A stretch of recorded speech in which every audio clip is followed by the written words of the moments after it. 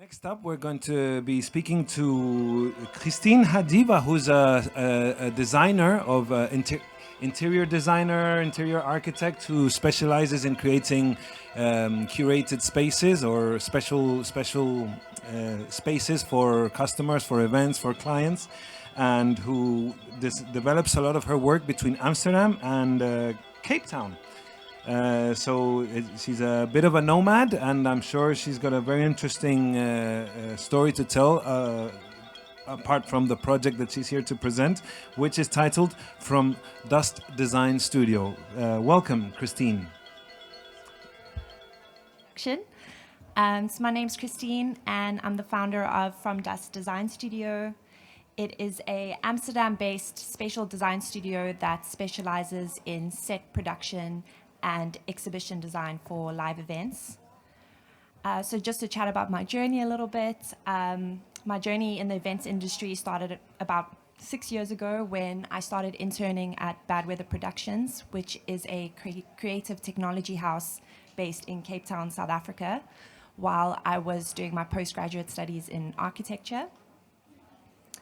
In 2002, I decided to make the move to Europe to further my career as a stage designer.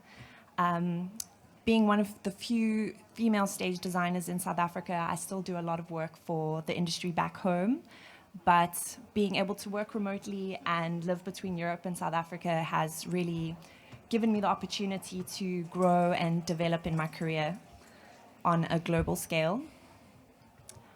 So I founded From Dust in Amsterdam at the beginning of the year, so it's still a relatively new venture. As challenging as it has been starting a new business, it's also been super fulfilling, especially as a creative, being able to work on all design aspects from the brand identity, creative content creation, and the projects themselves.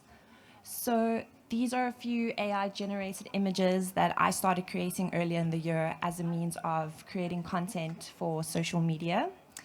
And they were a way of visually representing what I envisioned From Dust Studio to be. So since this is an idea showcase, I thought I'd share some insights into my creative process. And since we live in a world of AI everything these days, I thought I'd share how I've come to integrate AI into my creative workflow. So I've put a little brief together. So an Amapiano DJ. I don't know if everyone's familiar with Amapiano. Oh, I'm yes. sure they are. It's taken the world by storm. So an Amapiano DJ wants a stage design for their upcoming tour to promote their latest album. The visual identity of the album has lots of bright colors, bold patterns, like very representative to African culture, but with a contemporary edge.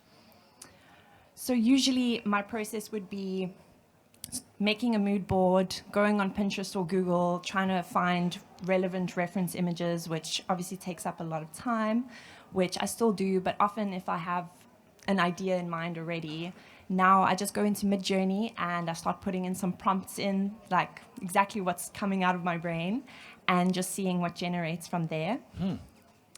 So I put a little, is this video gonna play? So this is just is it gonna play? No. Okay, so the video's not playing, but basically it was just showing how the Midjourney interface works with the prompting and eventually generating some images. And yeah, so this was what came out. And yeah, so you can input lots of images into Midjourney and see what generates and reference other images. And yeah, this is how I've just started creating concept images that I then present to clients and then start working on the real thing. Maria, I think she needs help with necesita ayuda con el video. I think maybe she might be able to hit play so we can see what exactly you'd prepared. I don't know, it's linked to a drive, so I don't know if it will... Let me see. Okay. Está linkeado a un drive. Wi-Fi is really bad here. Sorry, CCCV, but your Wi-Fi game is whack.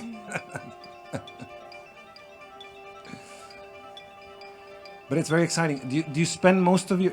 you are from Cape Town? Originally from Cape Town, but and then now based in Amsterdam. Based in Amsterdam. Yeah. And Amsterdam, I imagine, is also leading the way in Europe for a lot of events where they take these kind of installations very seriously, Yes, right? Yeah. Yeah, it's a great place. Oh, so this was like just a little screen recording of the process There we and go. generating images, and then you can either upscale or create different variations of the same image pretty much until you find something that is kind of on the par with what you had envisioned, as well as then taking other reference images and inputting them into the system. So it's just creating a general image of everything that you've kind of put together.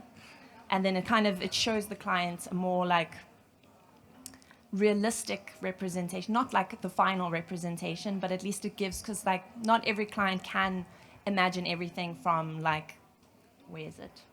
Just like random referenced images that are like put together. Like as a creative, you usually are able to piece everything together, but the client often isn't. So when you can show them something that pulls everything together, even if it's not the final design, but just so they can like visually see like, okay, cool, like this is kind of, I can see where it's going, and then you can determine like, well, they can determine this is the route I would like to go, or no, this is not really my vibe, or and then kind of so it's like a very quick, easy process, and it just gets the ball rolling a lot quicker. It's like the closest thing to a finished product that the client will see, and then you're not faffing about for weeks, like trying to get them to share your vision. I don't know, I guess I've just like really liked using AI as a tool rather than, I don't know, I think a lot of people in the industry are very fearful of it and seeing which way it's going to go. But I think if you can use it to your advantage and integrate it into your process, then I think it can be very beneficial.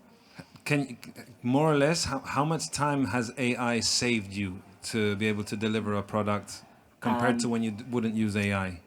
I mean, it's definitely saved me a lot of time of just searching Pinterest and Google for relevant things that I could find. And even if it is just random pictures that I want to create like a mood board for, like maybe it's not like a final design or anything, just generating those images quite quickly instead of trying to find the perfect image that's already available. And then also like then worrying about copyright issues or anything like that. Like this way, you know, everything that you're making is like generated from you, and and it's original. Well, congratulations, thank you so much for this presentation. Enjoy the rest of Primavera Pro. Obviously we have a very short time slot to offer these presentations, but then you have the rest of the day to network and talk to each other and share your ideas in more in depth. Thank you. Great. Thank you very so much, much, Christine.